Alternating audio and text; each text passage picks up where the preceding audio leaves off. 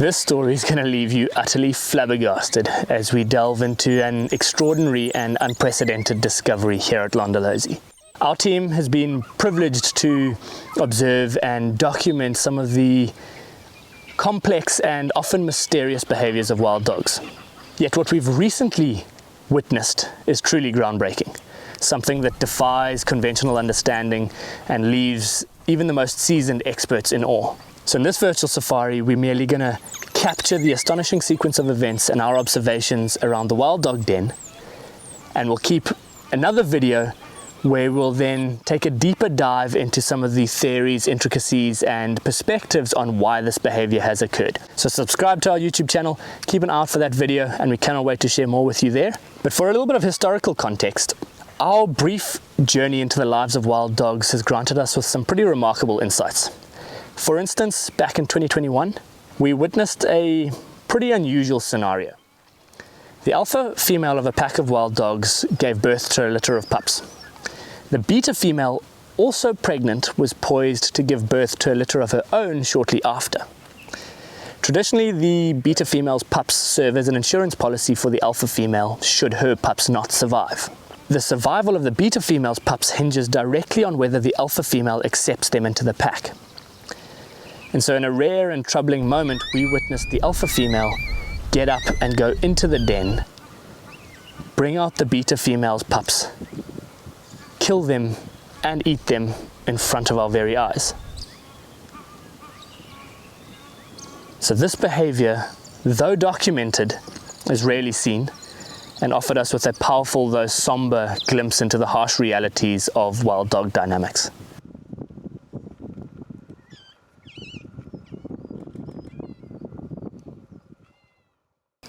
So fast forward to recent months, we've been privy to a phenomenal discovery involving the Toulon Pack, a group of 7 wild dogs that has redefined our understanding of Interpack interactions.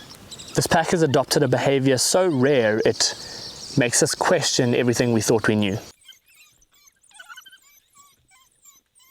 But the story actually begins with a pack of 3, 2 males and a female, whose den we'd been meticulously monitoring over the last little while.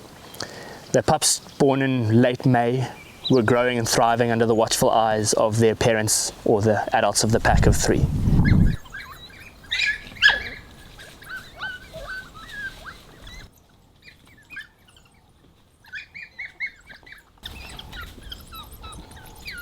However, the dynamics took a dramatic turn when the Toulon Pack then moved through the area. And when the pups were about 5 weeks old, the Toulon Pack arrived at the den, causing the mother and the 3 pups to scurry into the den for safety. The 2 males fled, leaving the female alone in the den, growling at these intruders, hoping to ward them off.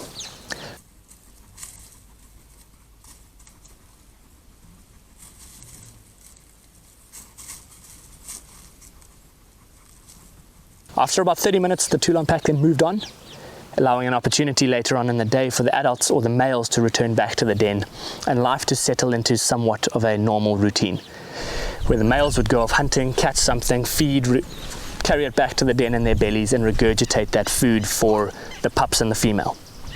And so everything seemed to settle down.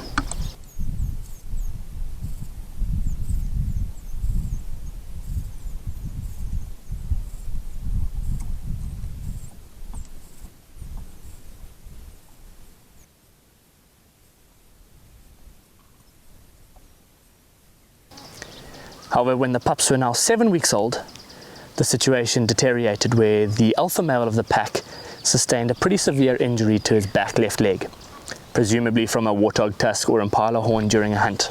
And so this injury placed immense pressure on the one lone healthy male to now provide for the pack, leading to visible strain and malnutrition. But despite these hardships, the mother still continued to care for the pups. Despite her milk supply dwindling and the weaning process begin, she did everything she could to look after the pups. The drama then reached its peak when 2 weeks later, the pups, now 9 weeks old, at 8:10 in the morning, the Toulon Pack arrived back at the den, this time forcing the injured male to dive into the den for safety, along with the 3 pups. the Toulon Pack chased the mother and the healthy male away.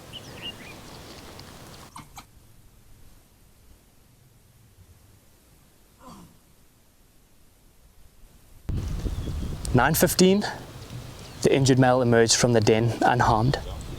At 9:30, the female returned back to the den and called the pups out, and we could breathe a sigh of relief.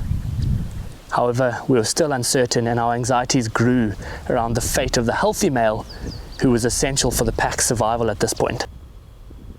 The evening brought more distressing developments when the Toulon Pack arrived back at the den at 17:35 and remained there digging at the entrances to the mound. Our concerns escalated, and the situation seemed pretty dire when a further 4 hyenas arrived on the scene. However, in a twist that defies all expectations, by reviewing the camera trap footage, we discovered that in fact the pack of 3 had executed a daring and stealthy attempted retrieval of these pups the night prior. There was a brief gap between when the Toulon Pack were last seen at 10:30 in the evening on the camera traps and at 23:47, where the pack of 3 arrived back at the den, snuck in, called the pups out, greeted them before running out of frame.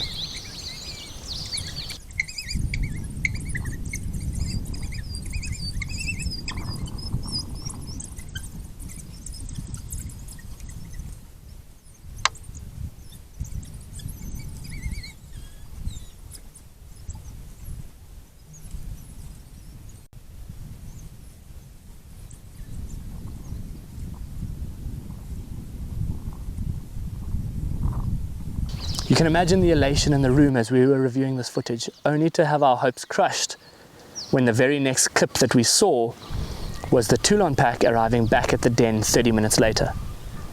So in the middle of the night, there was no way, simply no way, that the pack of 3 were able to get in, get the pups and get out without being seen, heard or smelt by the Toulon Pack, most likely resulting in the pups having been killed.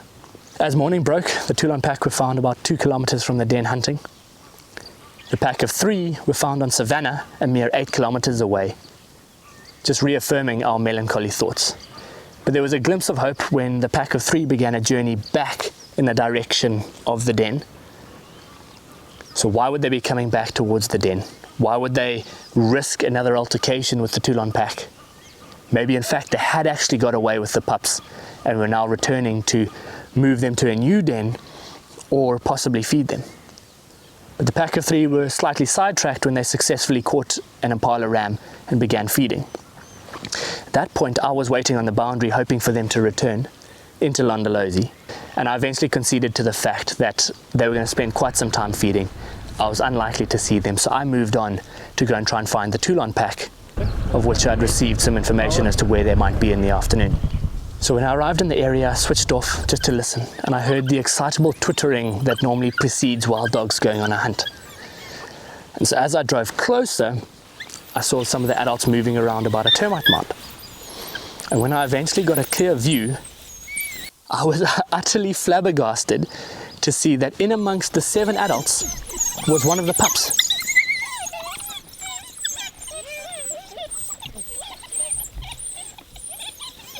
So despite what we would have imagined for them to have killed the pups, they had in fact stolen this one pup, moved it to a new den about 1.5 kilometers away, and were now actively caring for it. There was absolutely no hostility or no aggression towards the pup. If anything, it was only amicable interactions between them all.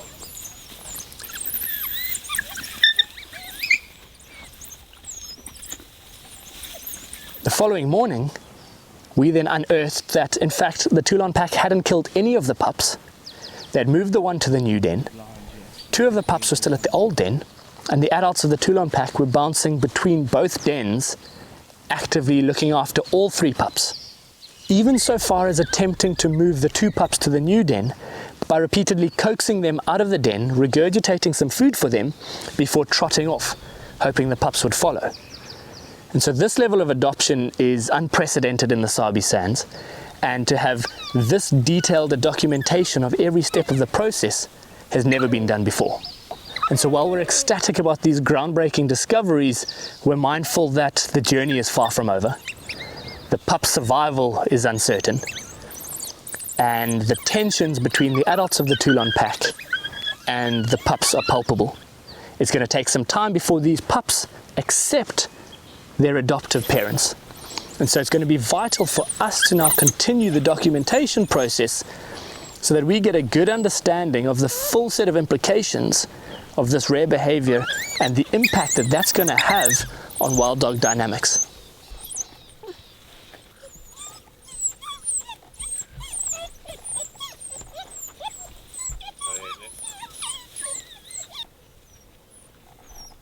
So thank you for joining us on this incredible journey. We cannot wait to share the future video where we delve into some of the intricacies and theories behind why this behavior has occurred. And so stay tuned for that. Don't forget to subscribe to our YouTube channel if you haven't already. Click the bell icon, and we cannot wait to share more of this with you in the near future. So stay tuned, and we'll see you all soon.